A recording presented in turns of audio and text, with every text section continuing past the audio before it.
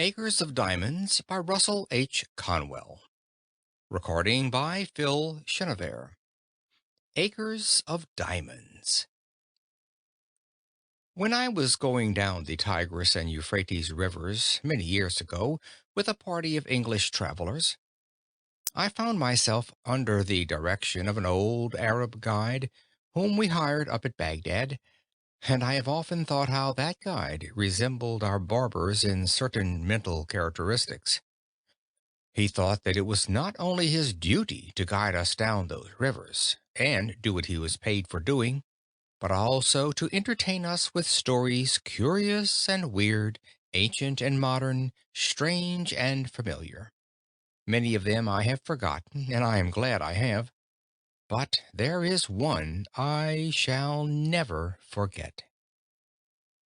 The old guide was leading my camel by its halter along the banks of those ancient rivers, and he told me story after story until I grew weary of his storytelling and ceased to listen. I have never been irritated with that guide when he lost his temper as I ceased listening, but I remembered that he took off his Turkish cap and swung it in a circle to get my attention. I could see it through the corner of my eye, and I determined not to look straight at him for fear he would tell another story. But although I am not a woman, I did finally look, and as soon as I did, he went right into another story. Said he, "I will tell you a story now, which I reserve for my particular friends." When he emphasized the words particular friends, I listened, and I have ever been glad I did. I really feel devoutly thankful that there are 1,674 young men who have been carried through college by this lecture, who are also glad that I did listen. The old guide told me that there once lived, not far from the river Indus, an ancient Persian by the name of Ali Hafed.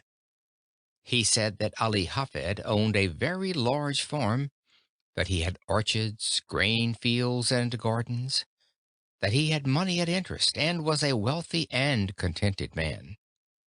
He was contented because he was wealthy, and wealthy because he was contented. One day there visited that old Persian farmer one of these ancient Buddhist priests, one of the wise men of the East. He sat down by the fire and told the old farmer how this world of ours was made. He said that this world was once a mere bank of fog, and that the Almighty thrust his finger into this bank of fog and began slowly to move his finger around, increasing the speed until at last he whirled this bank of fog into a solid ball of fire. Then it went rolling through the universe, burning its way through other banks of fog, and condensed the moisture without until it fell in floods of rain upon its hot surface and cooled the outward crust. Then the internal fires bursting outward through the crust threw up the mountains and hills, the valleys, the plains and prairies of this wonderful world of ours. If this internal molten mass came bursting out and cooled very quickly, it became granite. Less quickly, copper. Less quickly, silver. Less quickly, gold. And after gold, diamonds were made. Said the old priest, "A diamond is a congealed drop of sunlight." Now, this is literally scientifically true, that a diamond is an actual deposit of carbon from the sun. The old priest told Ali Hafed that if he had one diamond the size of his thumb, he could purchase the country. And if he had a mine of diamonds, he could place his children upon thrones through the influence of their great wealth. Ali Hafed heard all about diamonds, how much they were worth, and went to his bed that night a poor man. He had not lost anything, but he was poor because he was discontented, and discontented because he feared he was poor. He said, "I want a mine of diamonds." and he lay awake all night. Early in the morning he sought out the priest. I know by experience that a priest is very cross when awakened early in the morning, and when he shook that old priest out of his dreams, Ali Hafed said to him, "Will you tell me where I can find diamonds?" "Diamonds? What do you want with diamonds?" "Why, I wish to be immensely rich." "Well, then, go along and find them. That is all you have to do. Go and find them, and then you will have them." "But I don't know where to go." "Well, if you will find a river that runs through white sands between high mountains, in those white sands you will always find diamonds." "I don't believe there is any such river." "Oh, yes, there are plenty of them. All you have to do is go and find them, and then you have them." Said Ali Hafed, "I will go." So he sold his farm, collected his money, left his family in charge of a neighbor, and away he went in search of diamonds. He began his search very properly, to my mind, at the Mountains of the Moon. Afterwards he came around into Palestine, then wandered on into Europe, and at last, when his money was all spent and he was in rags, wretchedness, and poverty, he stood by the shore of that bay at Barcelona in Spain, when a great tidal wave came rolling in between the pillars of Hercules, and the poor, afflicted, suffering, dying man could not resist the awful temptation to cast himself into that incoming tide, and he sank beneath its foaming crest, never to rise in this life again.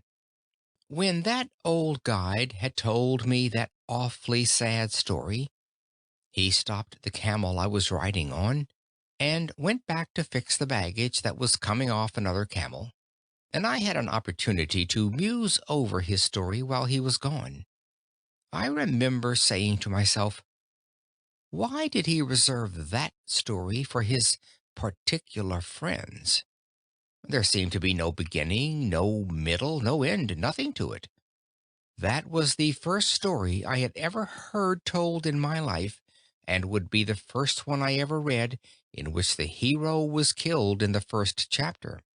I had but one chapter of that story, and the hero was dead. When the guide came back and took up the halter of my camel, he went right ahead with the story into the second chapter, just as though there had been no break. The man who purchased Ali Hafed's farm one day led his camel into the garden to drink, and as that camel put its nose into the shallow water of that garden brook, Ali Hafed's successor noticed a curious flash of light from the white sands of the stream. He pulled out a black stone having an eye of light reflecting all the hues of the rainbow. He took the pebble into the house and put it on the mantel which covers the central fires, and forgot all about it. A few days later, this same old priest came in to visit Ali Hafed's successor, and the moment he opened that drawing room door, he saw that flash of light on the mantel, and he rushed up to it and shouted, "Here is a diamond! Has Ali Hafed returned?" "Oh no, Ali Hafed is not returned, and that is not a diamond. That is nothing but a stone we found right out here in our own garden." "But," said the priest, "I tell you I know a diamond when I see it. I know positively that is a diamond." Then together they rushed out into that old garden, and stirred up the white sands with their fingers, and lo, there came up other more beautiful and valuable gems than the first. Thus, said the guide to me, and friends, it is historically true, was discovered the diamond mine of Golconda, the most magnificent diamond mine in all the history of mankind, excelling the Kimberley itself. The Koh-i-Noor and the Orloff of the crown jewels of England and Russia, the largest on earth, came from that mine. When that old Arab guide told me the second chapter of his story, He then took off his Turkish cap and swung it around in the air again to get my attention to the moral. Those Arab guides have morals to their stories, although they are not always moral. As he swung his hat, he said to me, "Had Ali Hafed remained at home and dug in his own cellar, or underneath his own wheat fields, or in his own garden, instead of wretchedness, starvation, and death by suicide in a strange land, he would have had acres of diamonds. For every acre of that old farm, yes, every shovelful, afterward revealed gems which since have decorated the crowns of monarchs." When he had added the moral to his story, I saw why he reserved it for his particular friends. But I did not tell him I could see it. It was that mean old Arab's way of going around a thing like a lawyer to say indirectly what he did not dare say directly, that, in his private opinion, there was a certain young man then traveling down the Tigris River that might better be at home in America. I did not tell him I could see that, but I told him his story reminded me of one, and I told it to him quick, and I think I will tell it to you. I told him of a man out in California in 1847 who owned a ranch. He heard they had discovered gold in Southern California, and so, with a passion for gold, he sold his ranch to Colonel Sutter, and away he went, never to come back. Colonel Sutter put a mill upon the stream that ran through that ranch, and one day his little girl brought some wet sand from the raceway into their home and sifted it through her fingers before the fire. And in that falling sand a visitor saw the first shining scales of real gold that were ever discovered in California. The man who owned that ranch wanted gold, and he could have secured it for the mere taking. Indeed, 38 millions of dollars have been taken out of very few acres since then. About 8 years ago, I delivered this lecture in a city that stands on that farm, and they told me that a one-third owner for years and years has been getting $120 in gold every 15 minutes, sleeping or waking, without taxation. You and I would enjoy an income like that if we didn't have to pay an income tax. But a better illustration really than that occurred here in our own Pennsylvania. If there is anything I enjoy above another on the platform, it is to get one of these German audiences in Pennsylvania before me and fire that at them, and I enjoy it tonight. There was a man living in Pennsylvania, not unlike some Pennsylvanians you have seen, who owned a farm, and he did with that farm just what I would do with a farm if I owned one in Pennsylvania. He sold it. But before he sold it, he decided to secure employment collecting coal oil for his cousin, who was in the business in Canada, where they first discovered oil on this continent. They dipped it from the running streams at that early time. So this Pennsylvania farmer wrote to his cousin asking for employment. You see, friends, this farmer was not altogether a foolish man. No, he was not. He did not leave his farm until he had something else to do. Of all the simpletons the stars shine on, I don't know of a worse one than the man who leaves one job before he has gotten another.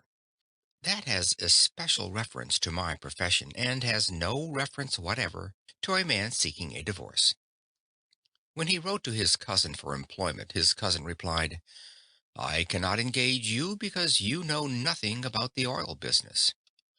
Well, then the old farmer said, "I will know," and with most commendable zeal, characteristic of the students of Temple University, he set himself at the study of the whole subject.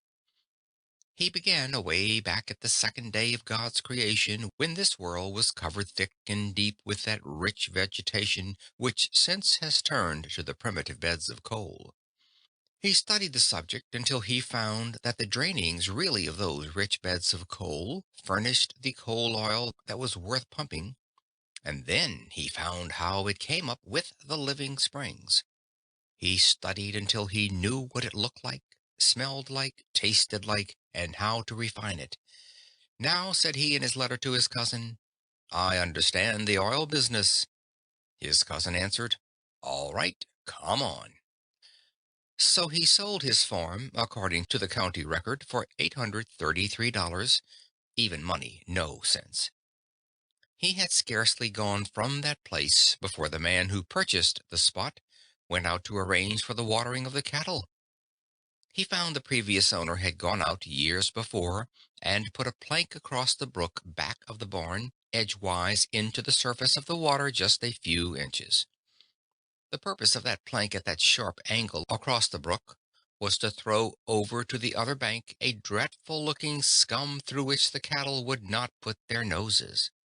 But with that plank there to throw it all over to one side, the cattle would drink below, and thus that man who had gone to Canada had been himself damming back for 23 years a flood of coal oil which the state geologists of Pennsylvania declared to us 10 years later was even then worth 100 millions of dollars to our state, and 4 years ago, our geologist declared the discovery to be worth to our state 1,000 millions of dollars.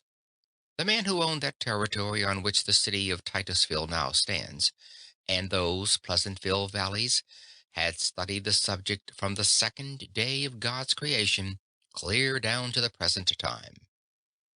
He studied it until he knew all about it, and yet he is said to have sold the whole of it for $833.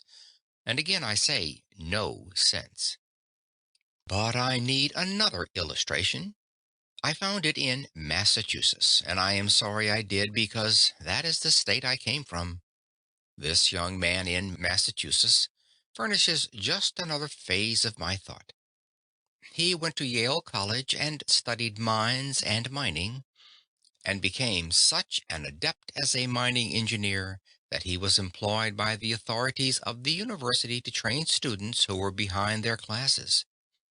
During his senior year, he earned $15 a week for doing that work. When he graduated, they raised his pay from $15 to $45 a week and offered him a professorship, and as soon as they did, he went right home to his mother. If they had raised that boy's pay from $15 to $15.60, he would have stayed and been proud of the place. But when they put it up to $45 at one leap, he said, Mother, I won't work for $45 a week. The idea of a man with a brain like mine working for $45 a week. Let's go out in California and stake out gold mines and silver mines and be immensely rich. Said his mother, now, Charlie, it is just as well to be happy as it is to be rich. Yes, said Charlie, but it is just as well to be rich and happy too. And they were both right about it. As he was an only son and she a widow, of course he had his way. They always do. They sold out in Massachusetts, and instead of going to California, they went to Wisconsin, where he went into the employ of the Superior Copper Mining Company at $15 a week again, but with the proviso in his contract that he should have an interest in any mines he should discover for the company. I don't believe he ever discovered a mine, and if I am looking in the face of any stockholder of that copper company, you wish he had discovered something or other. I have friends who are not here because they could not afford a ticket, who did have stock in that company at the time this young man was employed there. This young man went out there, and I have not heard a word from him. I don't know what became of him, and I don't know whether he found any mines or not, but I don't believe he ever did. But I do know the other end of the line. He had scarcely gotten out of the old homestead before the succeeding owner went out to dig potatoes. The potatoes were already growing in the ground when he bought the farm, And as the old farmer was bringing in a basket of potatoes, it hugged very tight between the ends of the stone fence. You know, in Massachusetts, our farms are nearly all stone wall. There you are obliged to be very economical of front gateways in order to have some place to put the stone. When that basket hugged so tight, he set it down on the ground, and then dragged on one side and pulled on the other side, and as he was dragging that basket through, this farmer noticed in the upper and outer corner of that stone wall, right next to the gate, a block of native silver 8 inches square. That professor of mines, mining, and mineralogy, who knew so much about the subject that he would not work for $45 a week, when he sold that homestead in Massachusetts, sat right on that silver to make the bargain.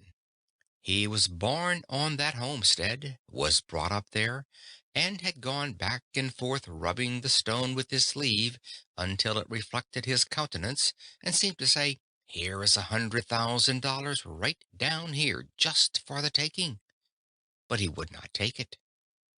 It was in a home in Newburyport, Massachusetts, and there was no silver there. All away off. Well, I don't know where, and he did not, but somewhere else, and he was a professor of mineralogy. My friends, that mistake is very universally made.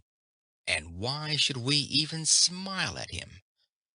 I often wonder what has become of him. I do not know it all, but I will tell you what I guess as a Yankee. I guess that he sits out there by his fireside tonight with his friends gathered around him, and he is saying to them something like this.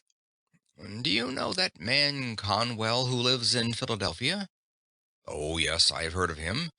"Do you know that man Jones that lives in Philadelphia?" "Yes, I have heard of him too." Then he begins to laugh and shakes his sides and says to his friends, "Well, they have done just the same thing I did, precisely." And that spoils the whole joke, for you and I have done the same thing he did. And while we sit here and laugh at him, he has a better right to sit out there and laugh at us. I know I have made the same mistakes, but of course that does not make any difference, because we don't expect the same man to preach and practice too. As I come here tonight and look around this audience, I am seeing again what through these 50 years I have continually seen. Men that are making precisely that same mistake. I often wish I could see the younger people, and would that the academy had been filled tonight with our high school scholars and our grammar school scholars, that I could have them to talk to. While I would have preferred such an audience as that, because they are most susceptible, as they have not grown up into their prejudices as we have, they have not gotten into any custom that they cannot break, they have not met with any failures as we have. And while I could perhaps do such an audience as that more good than I can do grown up people, yet I will do the best I can with the material I have. I say to you that you have acres of diamonds in Philadelphia right where you now live. Oh, but you say, you cannot know much about our city if you think there are any acres of diamonds here. I was greatly interested in that account in the newspaper of the young man who found that diamond in North Carolina. It was one of the purest diamonds that has ever been discovered, and it has several predecessors near the same locality. I went to a distinguished professor in mineralogy and asked him where he thought those diamonds came from. The professor secured the map of the geologic formations of our continent and traced it. He said it went either through the underlying carboniferous strata adapted for such production westward through Ohio and the Mississippi, or in more probability came eastward through Virginia and up the shore of the Atlantic Ocean.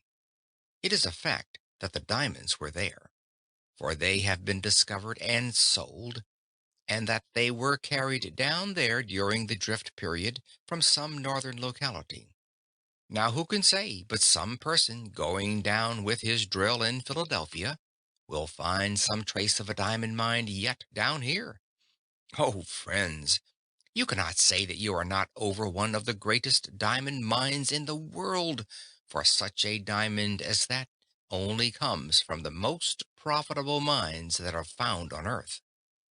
But it serves simply to illustrate my thought, which I emphasize by saying if you do not have the actual diamond mines literally, you have all that they would be good for to you. Because now that the Queen of England has given the greatest compliment ever conferred upon American women for her attire, because she did not appear with any jewels at all at the late reception in England, it has almost done away with the use of diamonds anyhow. All you would care for would be the few you would wear if you wish to be modest, and the rest you would sell for money. Now then, I say again that the opportunity to get rich, to attain unto great wealth, is here in Philadelphia now, within the reach of almost every man and woman who hears me speak tonight. And I mean just what I say. I have not come to this platform, even under these circumstances, to recite something to you. I have come to tell you what in God's sight I believe to be the truth. And if the years of life have been of any value to me in the attainment of common sense, I know I am right. That the men and women sitting here, who found it difficult perhaps to buy a ticket to this lecture or gathering tonight, have within their reach acres of diamonds, opportunities to get largely wealthy. There never was a place on earth more adapted than the city of Philadelphia today.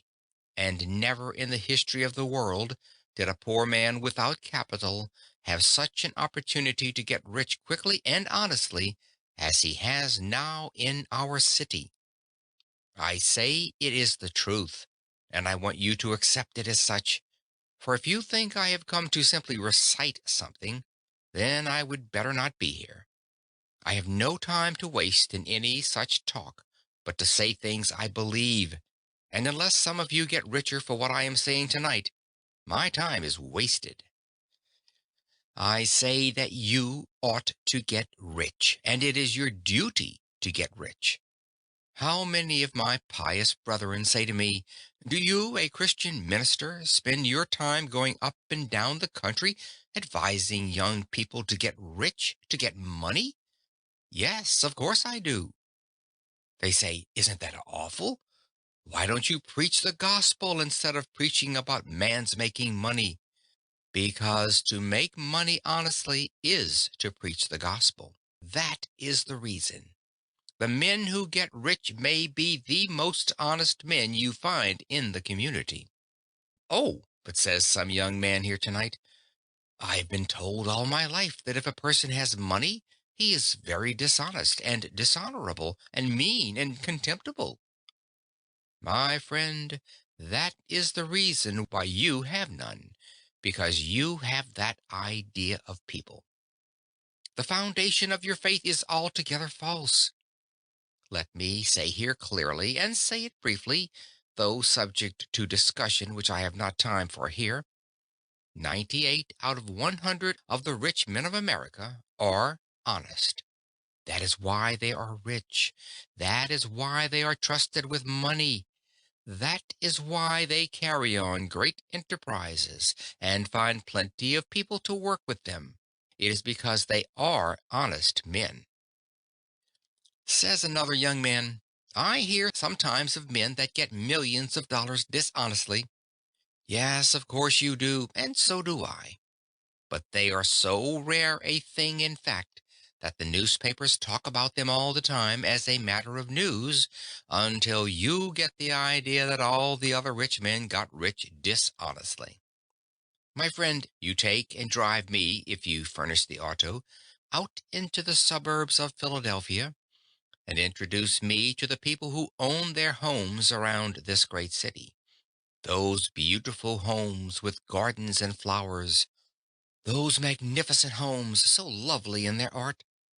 And I will introduce you to the very best people in character as well as in enterprise in our city, and you know I will. A man is not really a true man until he owns his own home. And they that own their homes are made more honorable and honest and pure and true and economical and careful by owning the home. For a man to have money, even in large sums, is not an inconsistent thing. We preach against covetousness, and you know we do in the pulpit, and oftentimes preach against it so long, and use the terms about filthy lucre so extremely, that Christians get the idea that when we stand in the pulpit, we believe it is wicked for any man to have money until the collection basket goes around. And then we almost swear at the people because they don't give more money. Oh, the inconsistency of such doctrines as that. Money is power, and you ought to be reasonably ambitious to have it. You ought, because you can do more good with it than you could without it. Money printed your Bible. Money builds your churches. Money sends your missionaries, and money pays your preachers, and you would not have many of them either if you did not pay them. I am always willing that my church should raise my salary, because the church that pays the largest salary always raises it the easiest. You never knew an exception to it in your life. The man who gets the largest salary can do the most good with the power that is furnished to him. Of course he can, if his spirit be right to use it for what it is given to him. I say then, you ought to have money. If you can honestly attain unto riches in Philadelphia, it is your Christian and godly duty to do so. It is an awful mistake of these pious people to think you must be awfully poor in order to be pious. Some men say, "Don't you sympathize with the poor people?" Of course I do, or else I would not have been lecturing these years. I won't give in but what I sympathize with the poor, but the number of poor who are to be sympathized with is very small. To sympathize with a man whom God has punished for his sins, thus to help him when God would still continue a just punishment, is to do wrong, no doubt about it. And we do that more than we help those who are deserving. While we should sympathize with God's poor, that is, those who cannot help themselves, let us remember there is not a poor person in the United States who was not made poor by his own shortcomings or by the shortcomings of someone else. It is all wrong to be poor anyhow. Let us give in to that argument and pass that to one side. A gentleman gets up back there and says, "Don't you think there are some things in the world that are better than money?" Of course I do. But I'm talking about money now. Of course there are some things higher than money.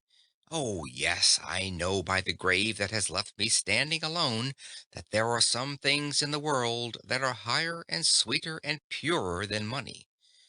Well, do I know there are some things higher and grander than gold. Love is the grandest thing on God's earth, but fortunate the lover who has plenty of money. Money is power. Money is force. Money will do good as well as harm. In the hands of good men and women, it could accomplish, and it has accomplished, good. I hate to leave that behind me. I heard a man get up in a prayer meeting in our city and thank the Lord he was one of God's poor. Well, I wonder what his wife thinks about that. She earns all the money that comes into that house, and he smokes a part of that on the veranda. I don't want to see any more of the Lord's poor of that kind, and I don't believe the Lord does. And yet there are some people who think that in order to be pious you must be awfully poor and awfully dirty. That does not follow at all. While we sympathize with the poor, let us not teach a doctrine like that. Yet the age is prejudiced against advising a Christian man, or as a Jew would say, a godly man, from attaining unto wealth. The prejudice is so universal, and the years are far enough back, I think, for me to safely mention that years ago, up at Temple University, There was a young man in our theological school who thought he was the only pious student in that department. He came into my office one evening and sat down by my desk and said to me, "Mr. President, I think it is my duty, sir, to come in and labor with you." "What has happened now?" said he. "I heard you say at the academy at the Pierce School commencement that you thought it was an honorable ambition for a young man to desire to have wealth, and that you thought it made him temperate, made him anxious to have a good name, and made him industrious. You spoke about man's ambition to have money helping to make him a good man. Sir, I have come to tell you the Holy Bible says that money is the root of all evil." I told him I had never seen it in the Bible, and advised him to go out into the chapel and get the Bible and show me the place. So he went for the Bible, and soon he stalked into my office with the Bible open, with all the bigoted pride of the narrow sectarian, or of one who founds his Christianity on some misinterpretation of Scripture. He flung the Bible down on my desk and fairly squealed into my ear. "There it is, Mr. President. You can read it for yourself." I said to him, "Well, young man, you will learn when you get a little older that you cannot trust another denomination to read the Bible for you. You belong to another denomination. You are taught in the theological school, however, that emphasis is exegesis. Now, will you take that Bible and read it yourself and give the proper emphasis to it?" He took the Bible and proudly read, "The love of money is the root of all evil." Then he had it right. And when one does quote aright from that same old book, he quotes the absolute truth. I have lived through 50 years of the mightiest battle that old book has ever fought, and I have lived to see its banners flying free, for never in the history of the world did the great minds of earth so universally agree that the Bible is true, all true, as they do at this very hour. So I say that when he quoted right, of course, he quoted the absolute truth. The love of money is the root of all evil. He who tries to attain unto it too quickly or dishonestly will fall into many snares, no doubt about that. The love of money. What is that? It is the making an idol of money, and idolatry, pure and simple, everywhere, is condemned by the Holy Scriptures and by man's common sense. The man that worships the dollar instead of thinking of the purposes for which it ought to be used, the man who idolizes simply money, the miser that hoards his money in the cellar, or hides it in his stocking, or refuses to invest it where it will do the world good, that man who hugs the dollar until the eagle squeals has in him the root of all evil. I think I will leave that behind me now and answer the question of nearly all of you who are asking, is there opportunity to get rich in Philadelphia? Well, now, how simple a thing it is to see where it is, and the instant you see where it is yours. Some old gentleman gets up back there and says, "Mr. Conwell, have you lived in Philadelphia for 31 years and don't know that the time has gone by when you can make anything in this city?" "No, I don't think it is." "Yes, it is. I have tried it." "What business are you in?" "I kept a store here for 20 years and never made over $1,000 in the whole 20 years." "Well, then, you can measure the good you have been to this city by what this city has paid you, because a man can judge very well what he is worth by what he receives.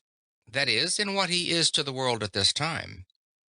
If you have not made over $1,000 in 20 years in Philadelphia, it would have been better for Philadelphia if they had kicked you out of the city 19 years and 9 months ago. A man has no right to keep a store in Philadelphia 20 years and not make at least $500,000, even though it be a corner grocery uptown. You say, "You cannot make $5,000 in a store now." Oh, my friends, if you will take only 4 blocks around you and find out what the people want and what you ought to supply and set them down with your pencil and figure up the profits you would make if you did supply them, you would very soon see it. There is wealth right within the sound of your voice. Someone says, "You don't know anything about business. A preacher never knows a thing about business." Well, then I will have to prove that I am an expert. I don't like to do this, but I have to do it because my testimony will not be taken if I am not an expert.